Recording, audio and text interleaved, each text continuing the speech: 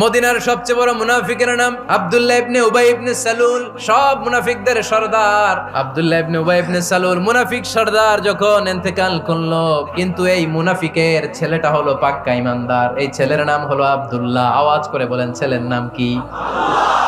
সাইয়েদনা আব্দুল্লাহ রাদিয়াল্লাহু তাআলা আনহু বিশ্বনবীর কাছে এসে চোখের পানি ছেড়ে ডেকে বলে, নবী আপনিও জানেন আমিও জানি, মদিনার সবাই জানে আমার আব্বা মুনাফিকদের সর্দার, কিন্তু আমার মন তো মানে না, আমার তো পিতা। নবী আপনার দরবারে কিছু আমি চাই না, আপনার গায়ের একটা জামা দেন, আপনার জামাটা পরিয়ে আমার বাবারে দাফন দিব।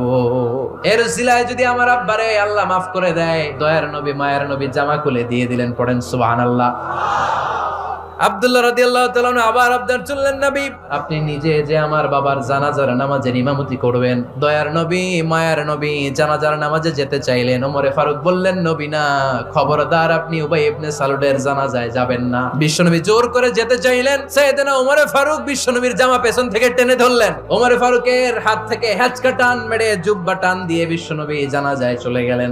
রব্বুল আলামিন আয়াত নাজিল করলেন, ইস্তাগফির লাহুম আও লা তাস্তাগফির লাহুম ওয়া তাস্তাগফির লাহুম ৭০ মাররাতান ফালা ইয়াগফিরাল্লাহু লাহুম। নবী গো, একবার নয় দুইবার নয় ৭০ বারও যদি এই মুনাফিকের জন্য আপনি ক্ষমা চান, তার জন্য ক্ষমা নাই, তার জন্য আছে জাহান্নাম।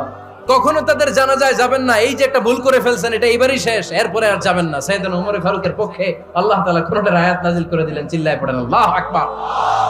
এভাবে ২২টা জায়গায় ওমর ফারুক যা বলেছে এটা নিয়ে একটা আলাদা আলোচনা হইতে হবে। ২২টা আয়াতে আল্লাহ তাআলা বিশ্বনবীর পক্ষে কোরআনের আয়াত নাজিল না করে সাইয়েদনা ওমর ফারুকের পক্ষে আয়াত নাজিল করেছেন। চিল্লায় পড়েন সুবহানাল্লাহ। ওই ওমর ফারুককে আমাদের মডেল বানানোর দরকার আছে না নাই? ওই ওমর ফারুকের জীবনী আমাদের ছেলে মেয়েদেরকে পড়ানোর দরকার আছে না নাই? আমাদের ভবিষ্যৎ প্রজন্ম এগুলো জানে না। ওরা সালমান খান দেখে বড় হয়, ওরা শাহরুখ খান দেখে বড় হয়, ওরা ঋত্বিক রোশনকে দেখে বড় হয়।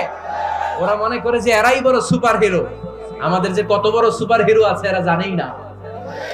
নতুন প্রজন্মের কর্ণকোহরে সাইয়েদনা ওমর ফারুকের ইতিহাস পৌঁছে দেওয়ার দরকার আছে না নাই? বিশ্বনবী বলতেন, ইন্নালি কুল্লি উম্মাতিন মুহাদ্দাস। সব উম্মতের মধ্যে, সব নবীর উম্মতের মধ্য থেকে একজন করে আল্লাহ তাকে মুহাদ্দিস বানাতো। মুহাদ্দিস না, মুহাদ্দাস। মুহাদ্দাস মানে এমন লোক যিনি যা ভাবতো ওই ভাবনাটাই আল্লাহ আয়াত হিসেবে নাজিল করে দিতেন। বিশ্বনবী বলেন, আমার উম্মতের মধ্যে মুহাদ্দাস হচ্ছে সাইয়েদনা ওমর।